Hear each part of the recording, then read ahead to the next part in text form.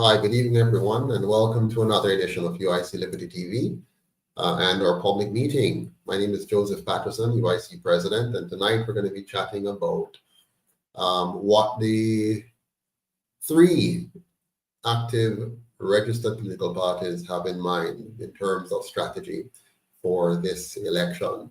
Let me welcome on stage a number of my colleagues. We have Ms. Claudia Barrett, who's our General Secretary. We have Ms. Kima Hay, who's our Deputy General Secretary and the Parish Manager for St. Catherine. We have Mr. Bernardo Willie, who is the Acting VP for Cornwall, as well as the Parish Manager for Westmoreland. And joining us, I also see Director Chopanowski and Mr. Winston Wright, who is our acting VP for Cornwall and our candidate for Westmoreland Eastern and spokesperson on the justice portfolio as well. Welcome and good night to all of you. How are you doing today? I'll have to pick on somebody. How are you tonight, Mrs. Barrett? I'm doing just great. I had a great day, so I'm in a good place mentally right now. Excellent. I wish I could say the same. My day was a very hectic day and almost depressing, but I made it through to this side of the day. So I'm glad to be here. Director Chopanowski, how are you doing? I'm here, sir. I've survived the day. As you know, children here, I want everyone in the audience to understand that we're just regular people with family life. We're very busy. So for us to commit ourselves to the UIC to bring you these lives every night, let's work together to bring more people to the live, okay? Because this is information that everyone should be hearing. Thank you so much. Okay. Now I feel like I just listened to the school principal. Thank you, Madam Director. Madam Kima Hay, how are you doing tonight?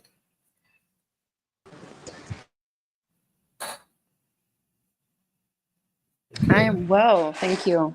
I hope you're doing great as well. Yeah, I'm just ready to hear what the people have to say and to be here for the support. Excellent.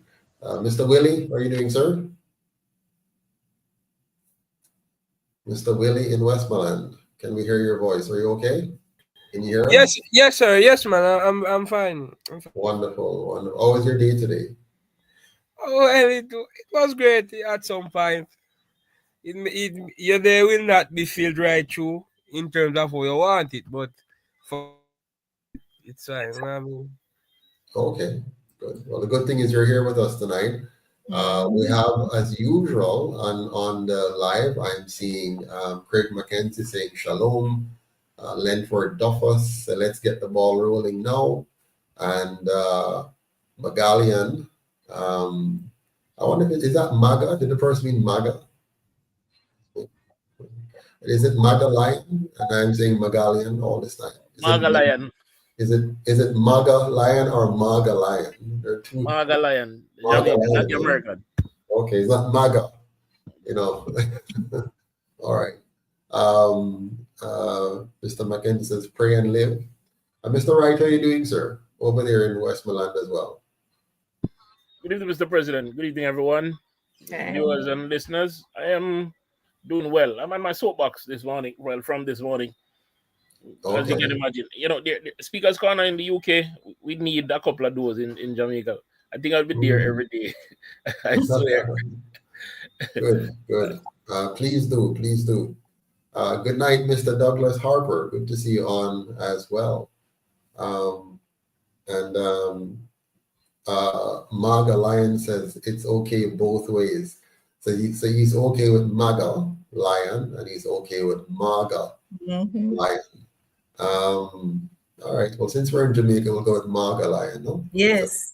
MAGA Lion. MAGA Lion. All right. So our topic for tonight is a very generic topic. The question was asked, can the UIC win? Can the UIC win? That was the leading topic for what we put out there. I'd love to hear from the audience before we speak about whether the UIC can win. So if you're nearby your chat button, type a yes or a no, whether you think the UIC can win or not. Can the UIC win? And we're talking about the general elections. So there are lots of factors for us to look at in terms of the UIC winning or losing. And Narada Wellington, I sure hope so. And Margaret says yes. And Ja Valdo Just says good night, sir and members. Please count on my vote. So even if we can't win, you can count on some people's vote. Norman Clark says no. No, we can't win. Douglas Arthur says definitely can win some seats in this coming election. So Douglas is always diplomatic in us, saying color. Yes, you can win, and then he continues some seat. He's being very realistic. Yes. For the UIC to win, there are a number of things that has to be addressed, a number of factors that needs to be addressed for the UIC to win. But before we answer the question, can the UIC win? I want us to look at the strategy that is being proposed or that is being activated by the two colonial parties. And I'm going to talk a bit about the UIC strategy. What do you see as the strategy? Who wants to go first? What do you see as the JLP's approach to this election? How do you view that approach? What do you think of it? How would you define their approach in the upcoming election? What's their strategy from your vantage point? I can go. Go right ahead, Madam Bar. So what I see happening is a lot of handouts. I also see things, for example, roads are being built, which is not beneficial to the massive. Roads are being built, but not properly being built because as you get a shower of rain, half of it gone. And stuff like this. So they continue to do these things as if something really, really happened. But it is just for the election. All our work are just for the election. I don't see it. Yeah. What is happening working out for the long term, but it's just to catch the crowd. So from your vantage point, it's really a trick. They're trying to trick the people, all right. Anybody else have a thought on that? On what they see coming from the JLP in terms of their campaign strategy? Yes, sir. It's the same trick every election. Give some handouts, fix the road. What I noticed is, as I was driving through certain areas in Jamaica, if it's a JLP area, everything looks good, the road is good, but as soon as it branches out into maybe a PNP area, it's disaster. The roads are bad. So that's what I noticed there, is that during the election time, you have these wonderful speeches, and of course, some of the ideas they steal from the UIC and create it like it's their own to win the people over, to give them these emotional words, but there's no action behind the words. And for the life of me, I don't understand why so many Jamaicans are believing these people. It doesn't even make sense, but enough of me for right now. Okay. Well, Marga Lyon says they don't have a substantial strategy, just pure playing with the frail minds. If I was making the rules, both green and orange would automatically be disqualified. Well said, Marga Lyon. One perfect love, Carol Spence. Good to see you on. Anybody else have any thoughts on the JLP strategy? Any other thoughts? Any other observations that you may have made? All right. No other thoughts? Well, from my perspective, the JLP strategy is to bribe the people with some supposedly tax give backs. They want to give back. They're giving back 20,000 to persons. At the same time, they're trying to entrap the people with needs. If I'm not wrong, you have to have the needs in order to pick up your 20, no? So they're twinning it. They're trying to achieve their colonial master's objective while bribing us. So you want, by the way, they're extending the deadline for you to get your 20.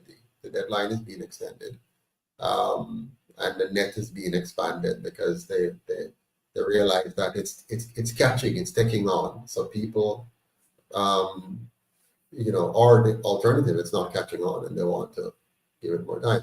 But they know that we love the idea of getting something for free. That's one of the destructive character traits that they have bred into us, where we don't analyze things. We just look for the simplicity of getting something for free.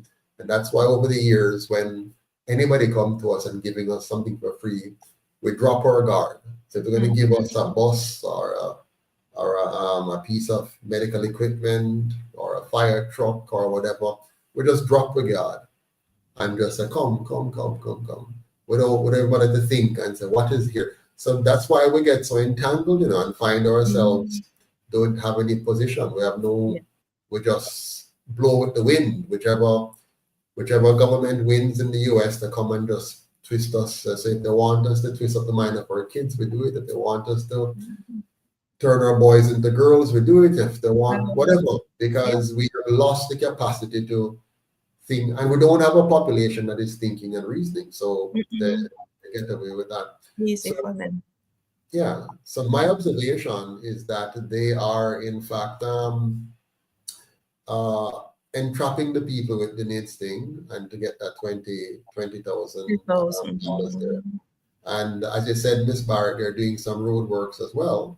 But these are very temporary road works. They're going to patch up some roads. We're going to feel good because we put some tar in and it looked good for a while. Oh yes. It's, nice. Andrew, work. Smooth work. But you see a lot of that on the platforms about ease working. Yes. And I wonder, at what point, how often can you trick a dog? For example, you have a dog and you're going to trick him. Every time you give him a little bit of food, and when he start eating, just give him a big lick with a stick. After a while, him not come to you, though. Exactly. Prefer they feel hungry. Him not get no more big lick. Him guys say, no, sir. I will forego this little bit of food here because of big lick. But we just seem to love the lick. Yeah, man. We get pure big lick, and 80 years of big lick we get, They fool us with the same thing, the same little morsel of something, whether it's a little bit of patching of roads or a little bit of giveaways during the time leading up to the election. From me, a boy, 5 years old until now, it's the same thing. They always come and friend you up just before the election, and then you vote for them, and then a few years down the road now, you hate them, and you can't stand for them. Like, no, remember how people used to love Andrew? How it was the best thing since sliced bread, and everybody jumping for joy and cheering young people time now. I know they hate them guts. A different thing. Yeah. Sir, growing up, Mama used to say to me, and she have different names she called me for different situations. So she'd say, girl, no take nothing from nobody. Because anybody give you sitting, they might expect back sitting. Absolutely. So, me have that from me picking me grow with that. Me no want nothing free, I'll work for what I want. Exactly. Well, that's not the mentality that has been bred into us. We love the freeness thing here and stuff. But the one thing for sure though is that a part of their strategy will be the 500 million that they will get from the PSOJ oligarchs as well. So the PSOJ will no doubt be providing them, both of them, equal amounts, because they roughly give the same amount to each of them, to buy votes again. So a big part of all campaigns is vote buying, and that is why normally the number of persons, is dwindling. In the local elections, people in my constituency who I have helped and who claim that they would support the UIC. When the time come, the money that they run with the party that was running the money.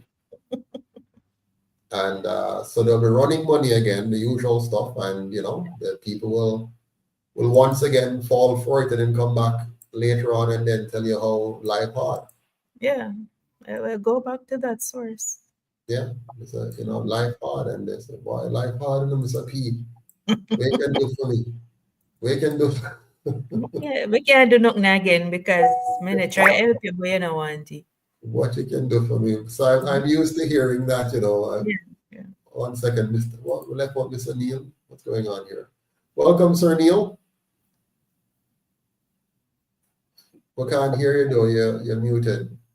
Oh, thank you for having me. It's a pleasure. I was backstage chatting away thinking I was being heard. Please, tell us your thoughts. What's on your mind?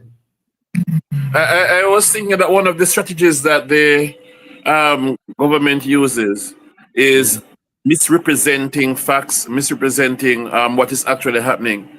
For example, you will hear the JLP boasting that they have not brought about any new taxes, nor have they raised any taxes, but they have not educated the people about the trick that they pulled under Nigel Clark when Nigel Clark realigned the public sector wages, absorbed allowances into basic salary. So now people are rejoicing that they're getting more money now as part of their basic salary. But by joining their allowances and absorbing it in the basic salary, now they add more money and more money to be taxed. So that whatever percentage of tax, whether it's 25% or 33% based on where you are on the income scale, you have more of that now to be taken out as tax. So that Jamaican people did not even realize that they were giving away more of their money from tax, and the tax was not changed from 15%. It's a trick. The Prime Minister has also made it his goal to hand out houses to a few hundred persons. Hold on. I don't want you to jump off that first topic yet. Make a note. You cannot speak on that. Do you realize what Mr. Neil just said?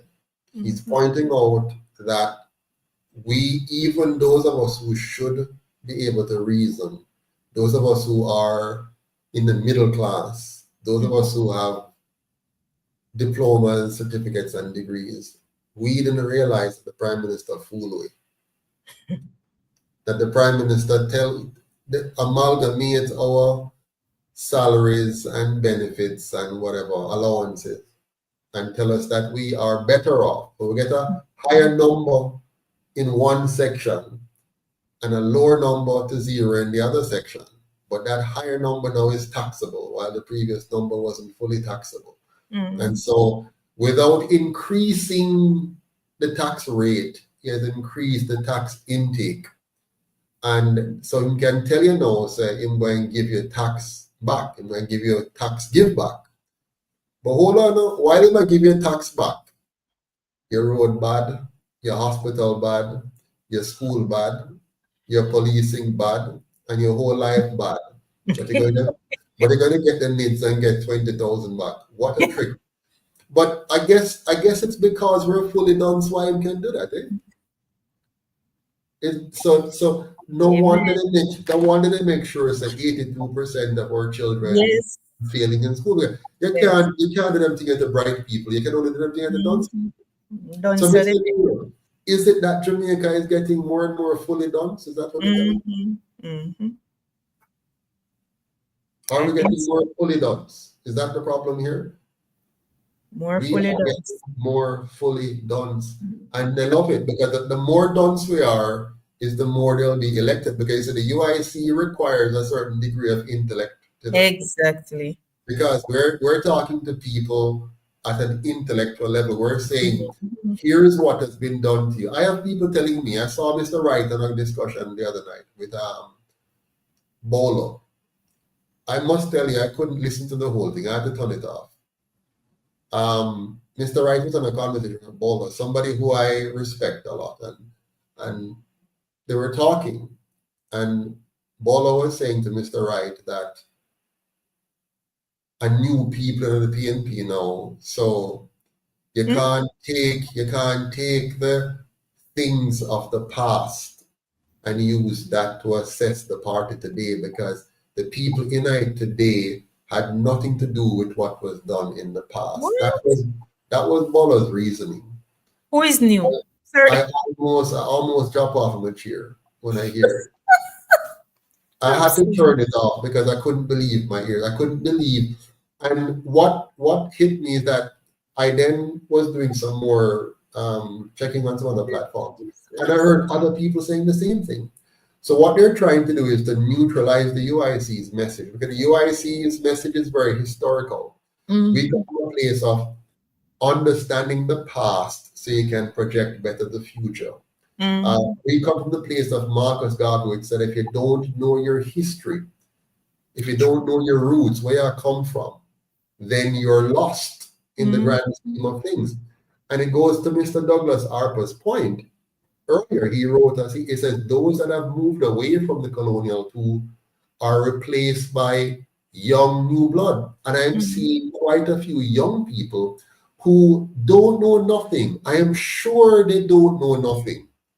Because if you notice in school, we do not teach Jamaican history in our school. What we teach, I will call it history, we teach that we were slaves, Christopher Columbus come, Spanish, the British, slavery, and then independence, full stop. That is history. They don't teach analytical history, that is, okay, through that now, what has happened with these people called the two colonial parties? How did they emerge?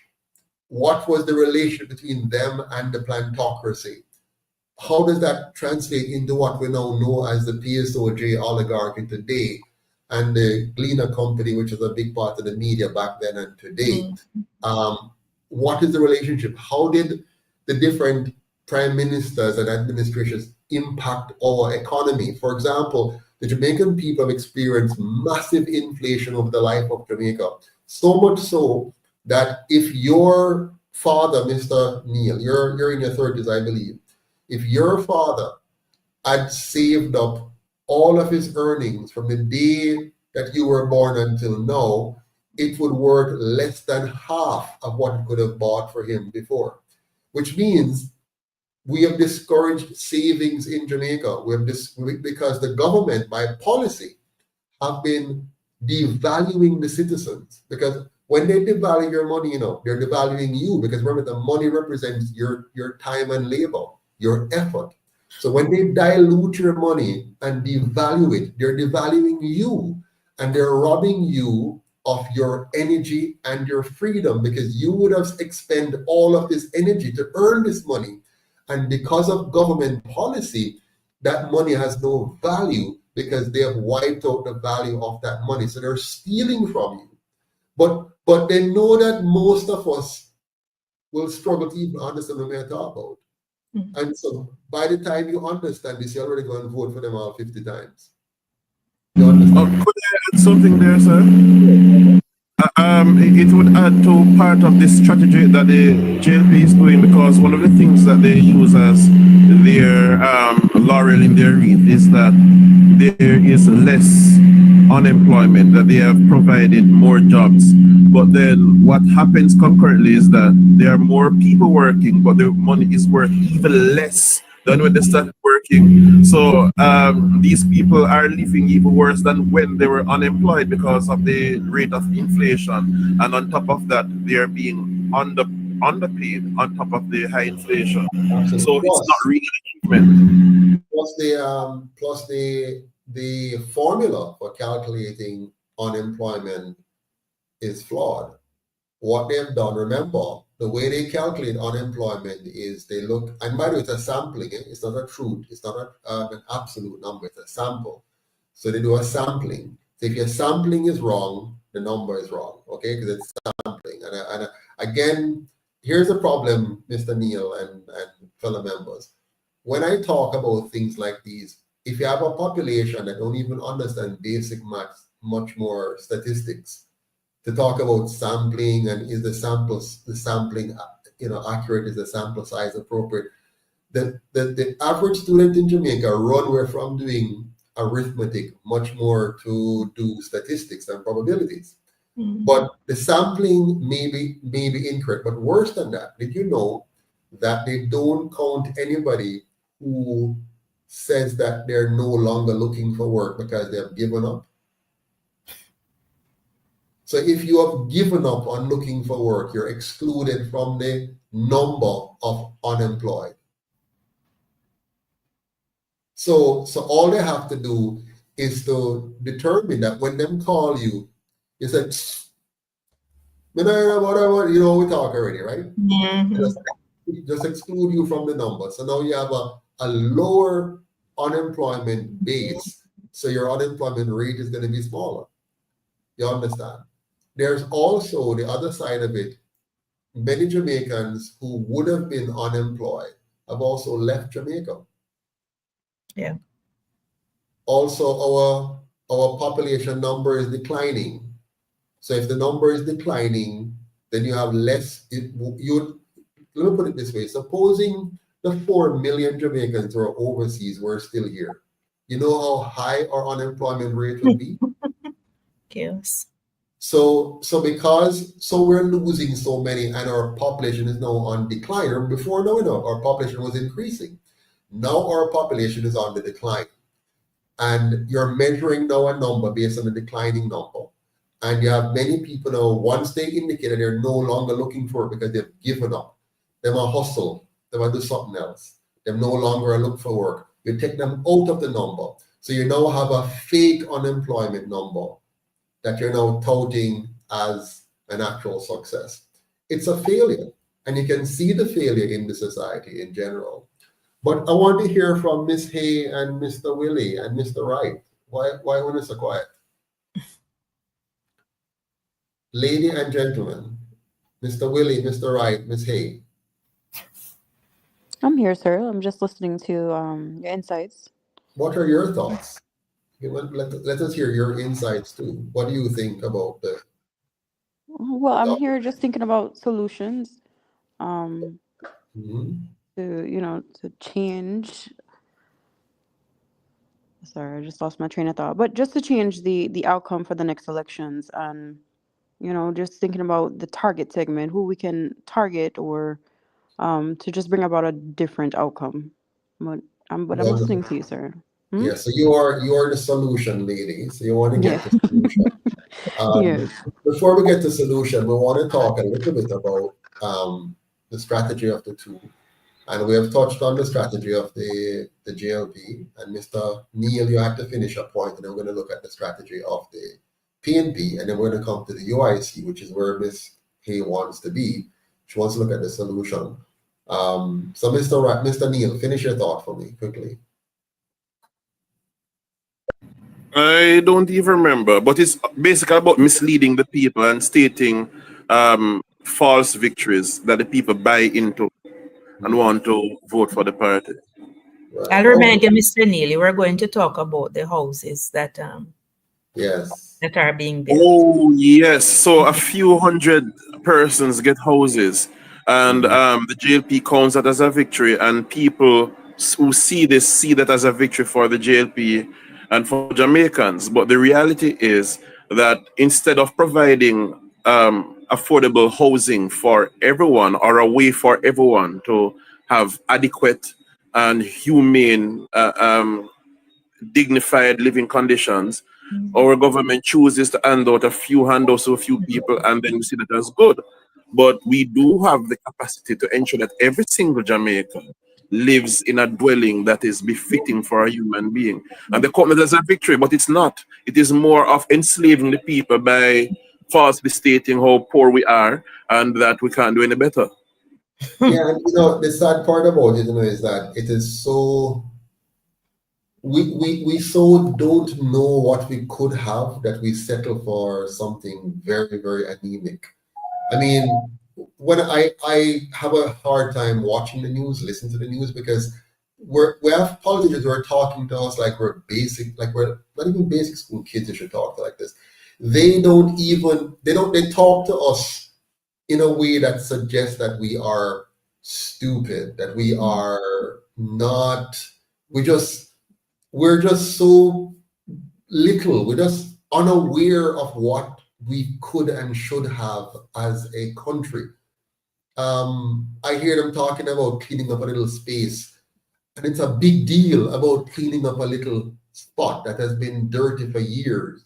And you hear people say, "Oh my God, yeah man, may I work on the program, Mr. There, man, a good thing and whatever." And I'm like, they clean up one small piece, and it's a temporary clean. It's only for a news item. It's just for the news cycle to say they're doing something so that it overshadows the UIC's message of this massively clean Jamaica from top to bottom. And they want to take that narrative away, but they're never going to really give us a clean Jamaica. That is where it's not a big deal that you're cleaning up a piece because it's a norm for the place to be clean. It's not a big deal. The things that are making a big, they go to one community and open a pipe, and it's a big deal. It's a ribbon cutting to open a pipe for some water in the 21st. It's a big deal. Come on, people. Those are not big deal. Those are a crying shame. We should be running them. I hate to say we should have stoned them when they come to cut ribbon to open one pipe. We should have moved. Come on, tell us, man, with that. Go on proper stuff that is running normally. Not this little one day, little thing come cut ribbon about you're opening water pipe and you're doing. It looks like, you ever see when you're watching some documentary, and I hate to say this, but they'll go to Africa and they'll show you some horrible little place and some white people they come and put a well in and little water come out into the people. Hey, because little water. Come on, man. Come on. This is Jamaica we're talking about. This is 21st century we're talking about. You come in to clap for some water. You give somebody a little matches box house, and you bring them and parade them out on the platform, and it looks so despicable, so low. And you present this little house to them, a one-room house, and it's sorry, man, it's unacceptable. I find it so belittling the way they speak about us, the way they deal with us, and stuff. It's unacceptable. Mr. Wright, you wanted to say something. Winston Wright. Yes, sir. I wanted to share that the reason why I was so quiet is that I've just been sitting here thinking that their strategy did not start at their last election win in 2000. Well, either of the Colonial Party didn't start at the last election cycle or the one before that, but started more than 80 odd years ago, where they created a very elaborate system, a ginormous exorbitant system to create this exact result that we're getting. And so it's not a one election cycle or one term strategy, but a generational strategy that they've been using courtesy of the colonial masters. And persons might think I'm sounding standard, but if we think about it, the continued mismanagement that happened here, and I like to tell people that Jamaica started as a slave colony, a place to be exploited for the benefit of the crown, and they would send their whether they're illegitimate kids or they're bad behaving public servants here who would seek to personally enrich themselves. They would find some loophole in the regulations and the laws and they'd exploit the country. And from there, it continued.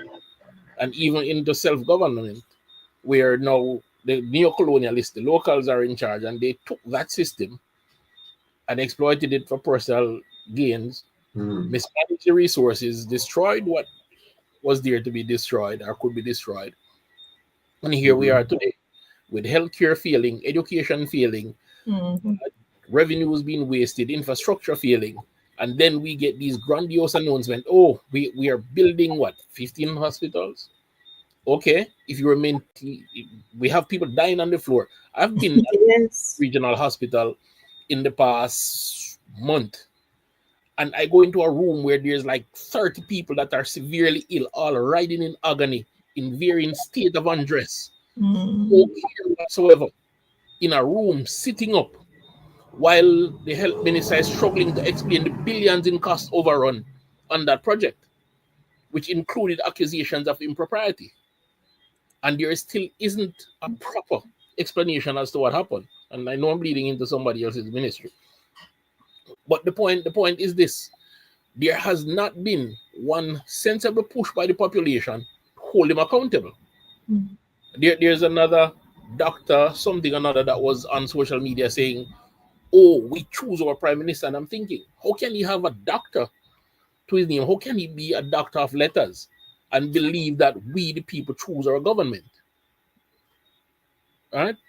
And then when I tell people that, no, we elect a member of parliament and he goes to parliament and choose a prime minister based on the hope that he will receive some other favor, a ministry that he can curry favor to create personal enrichment. And then the light bulb goes off in their head. Very slowly. Very slowly. Yeah, it takes too long. I mean, one of the things I have a problem with, Mr. Wright, is that I find the most dishonest people in Jamaica are the ones who are the brightest ones. They're the most dishonest people. Recently, I did a post.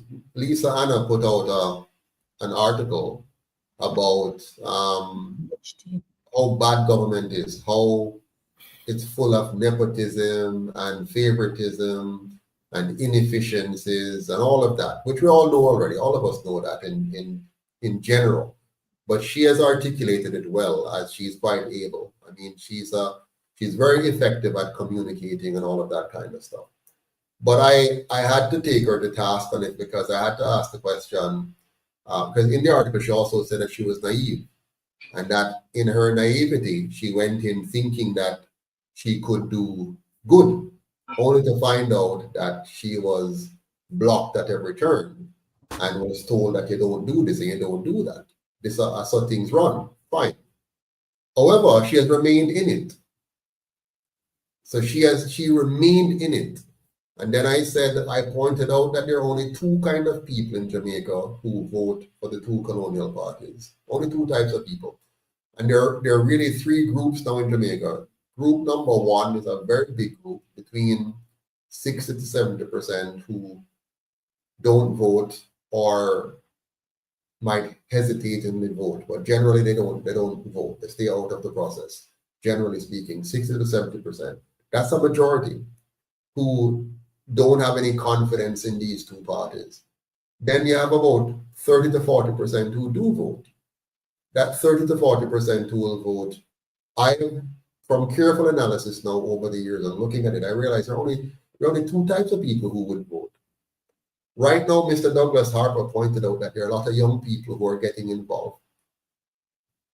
Very ignorant. They have absolutely no idea. They're going off something other than reality. They're not looking at any reality at all.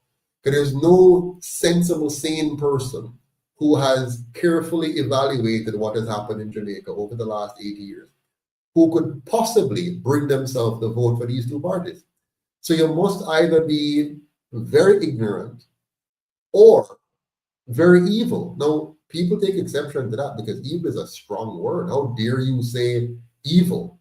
I'm not afraid. My back is broad.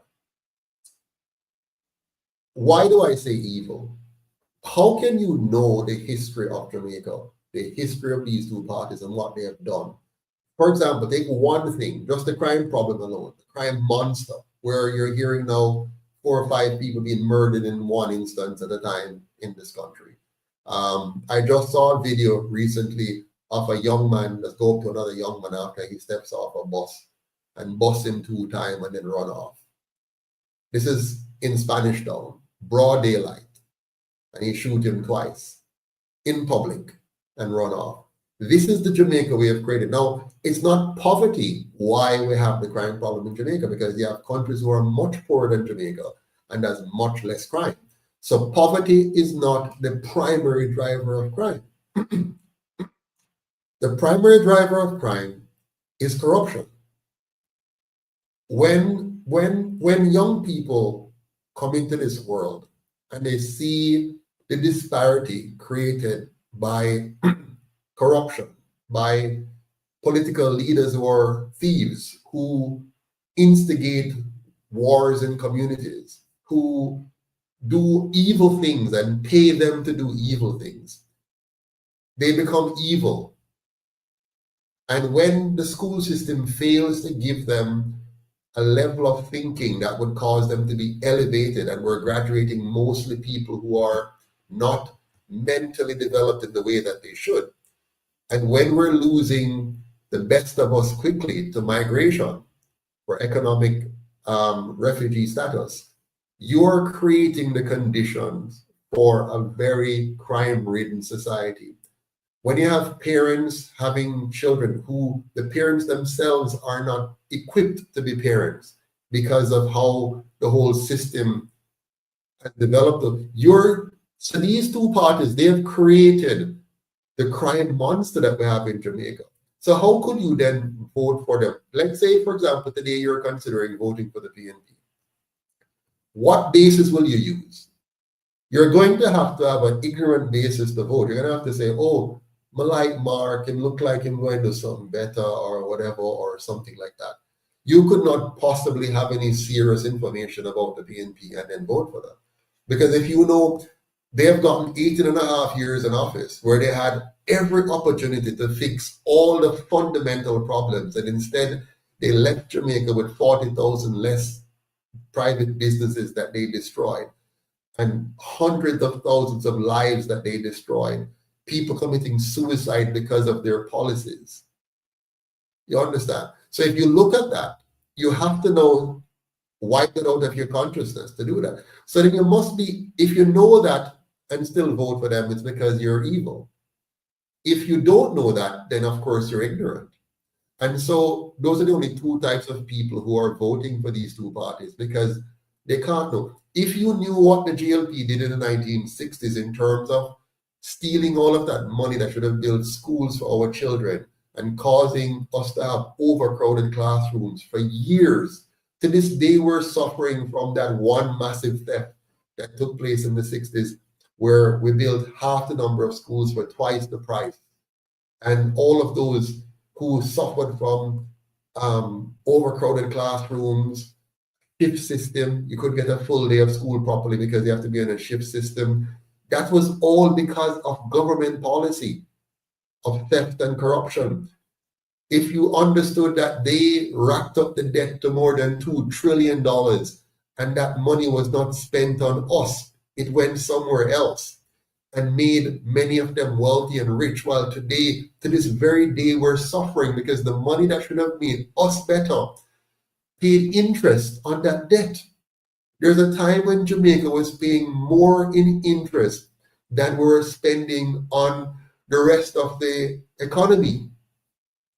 All of that money that should have been spent on us to make our society clean, our society orderly, our society well-educated, our society very productive, all of that money was stolen by these two parties, and we're now suffering. How can an 18-year-old child who know that now go dip their finger in the ink and vote for these two parties, know that they are responsible for the suffering that they have gone through and their parents have gone through and their grandparents have gone through? They couldn't vote for them. But unfortunately, these young people don't have a clue, and some of them won't sit still long enough to be taught.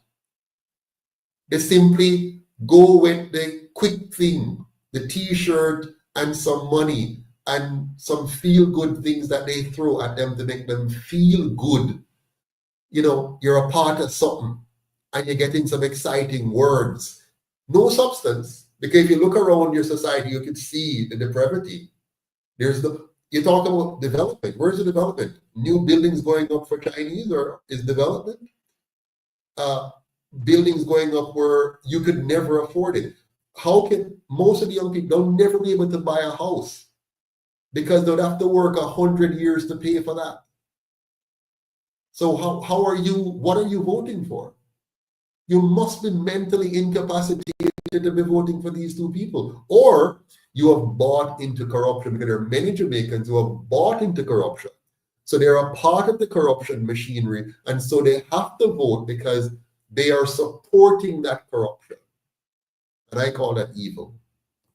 Sorry, who else want to speak before we move to the UIC, the thing there? If I may, through you, Sir President. I've been speaking with some young people recently, and they are all motivated. The ones I've spoken to vote for PNP. I asked a question: what does the PNP stand for? They weren't sure. They weren't able to answer. I asked them if they understand what socialism means and how socialism degrades an economy. And I asked them to go and look at the patterns of what happened in Jamaica when one or the other is in government. And just one went and came and saw that under socialist government, not only in Jamaica but around the world, there's high taxation. There is government controlling the production that happens in factories and other financial institutions, which causes them to crumble and not perform as well, because government is not suited to run business. And other things that are really specific to socialism and democratic socialism, which is actually a farce. You can't have democratic socialism. Don't make sense.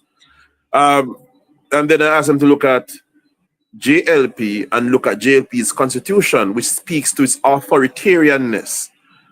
Most people don't pay attention to patterns of government, nor do they pay attention to the documents that govern the party. And whether you vote for one or the other is ignorance if you're not looking with your eyes at what is going on around you. And you're not looking at what the party stands for based on their founding documents. Then what is it that you're using to make the decision to vote for one or the other? So it's ignorance, really, and otherwise being evil, as you said. So quickly, somebody tell me now, what is the PNP strategy to win this election? Then we're going to come quickly to the UICs. What's the PNP strategy? It's a very simple one. Go ahead. Somebody quickly tell me what you see as the strategy of the PNP. The PNP strategy is to decry the JLP as much as they can, because I have not seen any credible policy except when they're just poking holes at as much as they can in anything that the JLP has done. That is their strategy.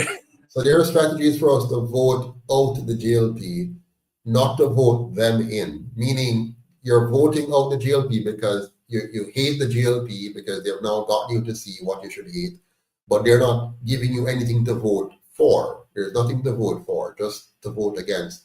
So their strategy, in my opinion, is very simple.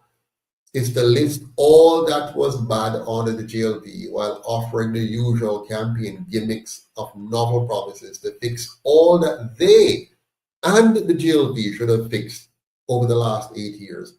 So they're asking us to elect them to do what they should have done before, but have not done in over 80 years of being in government and opposition. The only party that ever have been given 18 and a half years straight in Jamaica, and they have nothing to show for it except FinSAC, which is nothing to show. I mean, FinSAC is a complete travesty. So let's now look at the UIC strategy. What do you think the UIC strategy should be? Ms. A, it's now your turn. You want to talk about what we should do. And Mr. Willie, we're coming to you now. What do you think our strategy should be? Go ahead, Ms. A. Sure. Target those young people. Find a way to meet them where they're at. Sure. Tell us the how. How do we meet them where they're at? Well, they're mostly on TikTok, so we're there. We're there, but I don't know. We just have to promote in a way that it would catch them, and they would want to dig into it more and find out more. I don't know how we're gonna do it. It's I have to do some research on that. But what do you think? What do you think the young people want to to hear. And I hesitate to ask that question because I know I have been involved now in politics long enough to know if tomorrow you give me $10 million to spend, I can create a bandwagon of young people running behind outside. If you give me $10 million to go spend out in Elam and Braith River and Santa Cruz and Balaclava, they'll all be jumping up and down with me and say, wow, Mr. Patterson have a great following if you give me $10 million to go and do that. But it won't be real. It won't be authentic. It will be fabricated. They'll be following me for the money. So how do you get young people to become sane, rational, aware, and understand what they're fighting for so they can fight for it, not because you offer them Kentucky Fried Chicken and some drinks and some T-shirt and a cap. We have to catch them with something. We have to catch them with things that interest them, you know, to expose. Like what? Vibes Cartel? No. That's what PNP is using. They got Vibes Cartel on stage. And they got what's his name? LA Lewis on stage. And they got all these, and they got what the other one name again? The one in the maroon there, the maroon chief up there in I forgot his name. Corey. That's what they did. That's how they're trying to fool the people. Now, what do you think about all of these people who they got on stage to help fool the people? Andre Stevens, they got all these people on stage. Why do you think they bring all these people on stage? Why do you think Mark Nolan went and got Vibes Cartel, Corey, Andre, what's his name again? LA Lewis. Why they got all these people on stage? What is the purpose of that? Distraction. Yeah, they're meeting the youths where they are. They're meeting the people where they are. The people idolize these individuals, different segments. And they had the maroon segment that they went after, and it's two corners. They have the LA Lewis in one corner, and you have the Corey in the other corner, and then they have the Vibes Cartel. So they're trying to use vibes to win over the people. So it's not substance. So they're in the business of tricking people. Should we try to trick people as well?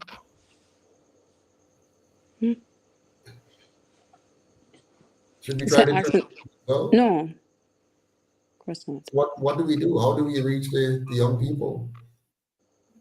We're just going to figure out. How do you reach the adults? How do you reach the there are for every what we have now, for every 3 voters, there's roughly 7 who will not vote. How do we find a way to break through to that 7 or that 6 who will not vote and give them a reason to vote? How do you reach them without the 500 million that the PSOJ will be giving to the 2 colonial parties? That is for us to find out. All right. Mr. Willie, do you have any thoughts? How do we reach the Jamaican people without the 500 million from the PSOJ oligarchs? And without the news media constantly telling them about us? I will say quickly, Yes. surveys, you know, getting out there more. I know we have a presence here in the media or, you know, online or whatnot, but getting out there more. I find that when I'm out and I'm asking, do you know about the UIC? And mostly it's older people, but they're like, no, they don't know who that is. And, you know, people are really stuck in traditions, but getting out there in numbers and collaborating with reputable businesses that can back us, just having more exposure, I would say. All right. Any thoughts on that from anyone? Norman Clark said, go up on the road. Okay, good. Let's talk about that. How do we go up on the road? Miss Barrett, you ready to go up on the road? Oh, yes. Oh, I am so ready. Mr. Willie, you ready to go up on the road? And who are you going to go with? Where? So I'll share. Repeat that one. Kind of miss me a bit slightly. Just repeat those few words for me. You'll catch up. Go ahead, Miss Barrett. So I was having a conversation with one of our team members, yesterday. Mhm. And it went like this. So we are going to make a plan we want to go to each parish once per month. So 14 months, and you're done the 14 parish, and then you just start go around again. UIC doesn't have the funds, so we're not going to charter no bus nor no car if we go around. So it means that we will have to spend our money. I don't have a problem spending the money to go around because I desperately need a change. I have grandchildren. The adults, them figure out themselves and used to the whatever is happening. But I really would love my grandchildren to grow up in a different environment. The environment which UIC wants to create. So you have to put in to get out. You know, you can't sit on the sideline and wait for everybody do it, and then you just come and reap the benefits. If you can, you do. So the person and I, we were talking, and that was one of the suggestions. So you go out and you meet like in the square. Now, you know, especially country place where they call the square. Most times it's like a 4 roads where the supermarket there or the big shop or, you know, might have one gas station or so.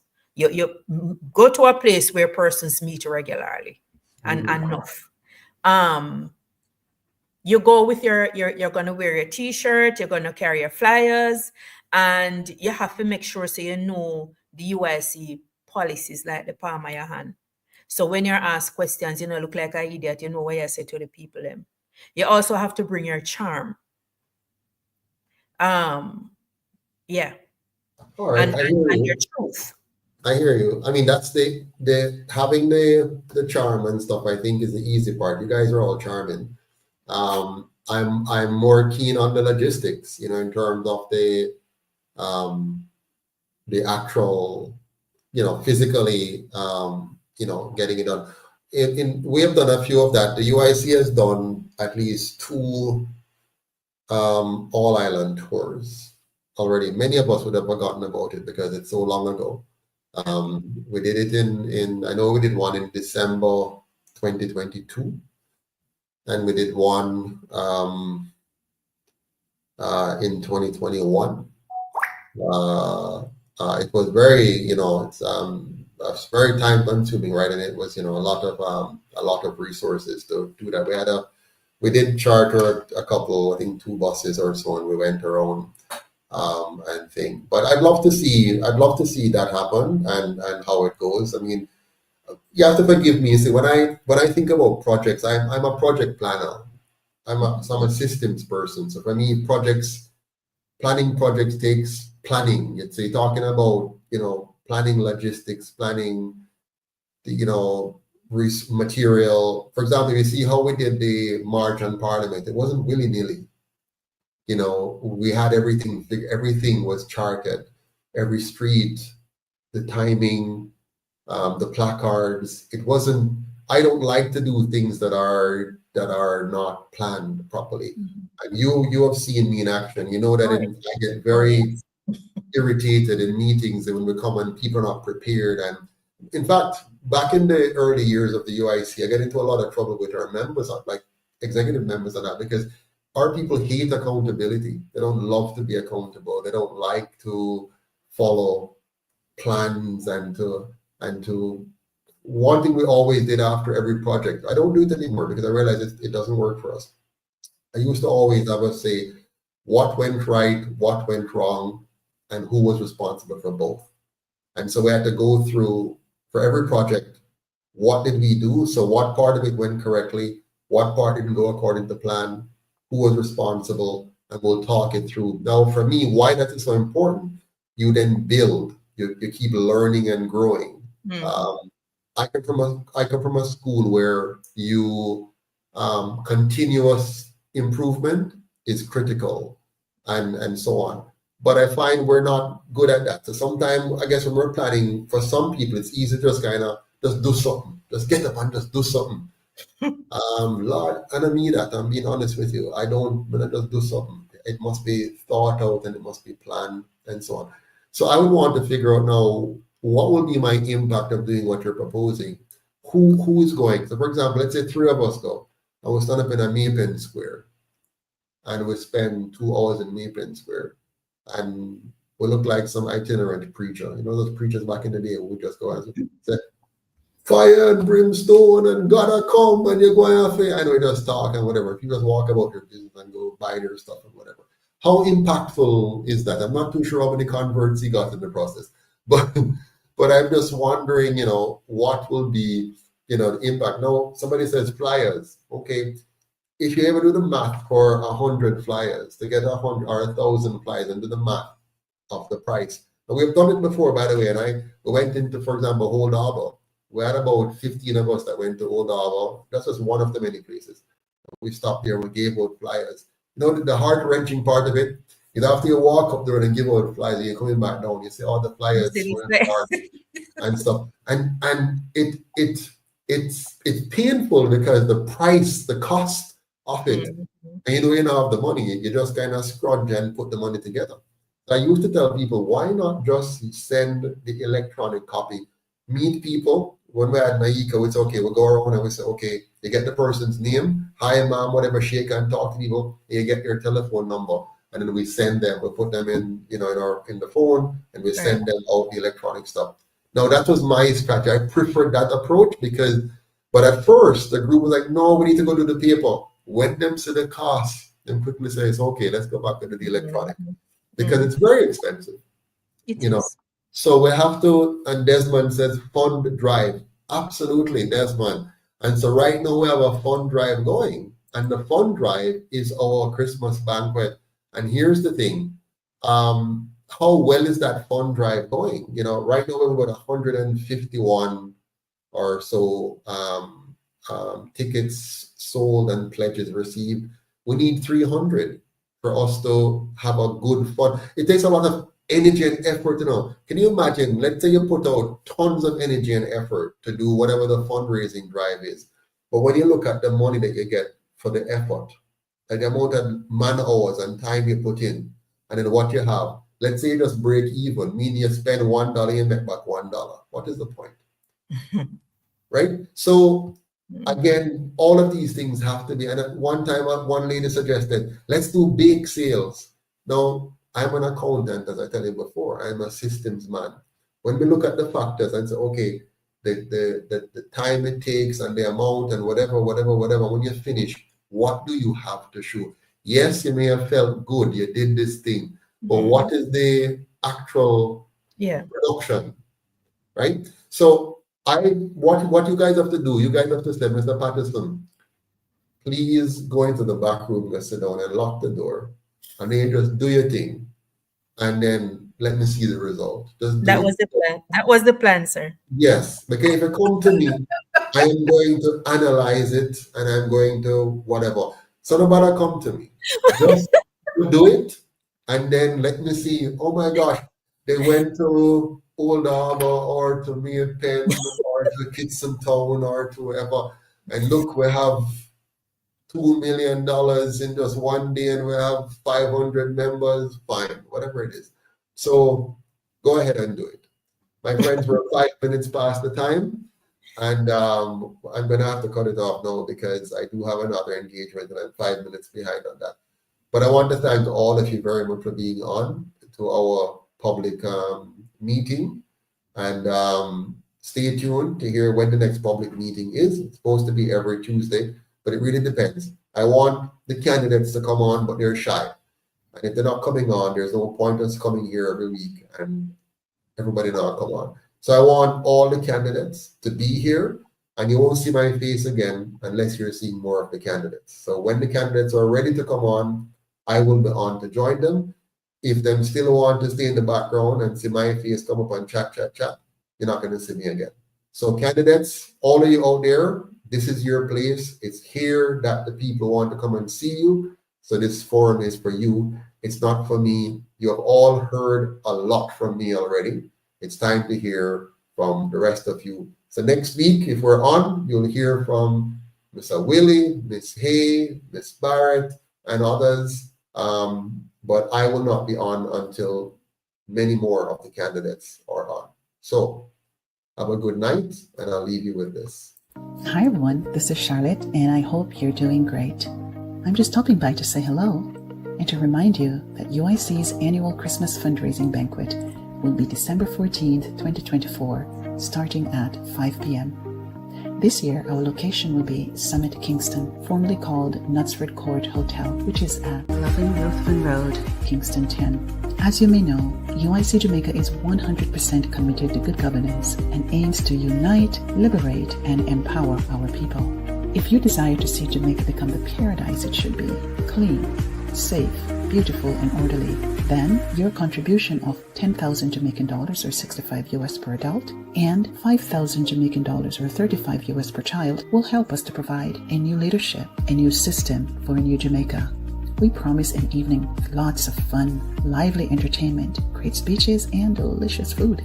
While it would be my greatest desire to see you all in person, I know some may not make it home for Christmas, but your donation will give someone less fortunate the opportunity to attend.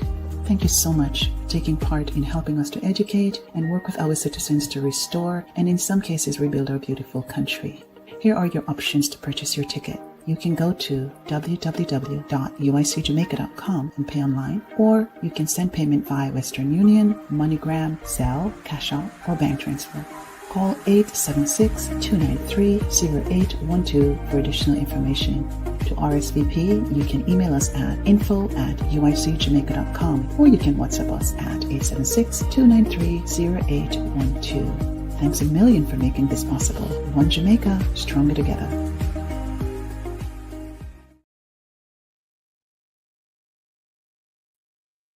Okay, good night, everyone. See you again soon. Take care. Thank you.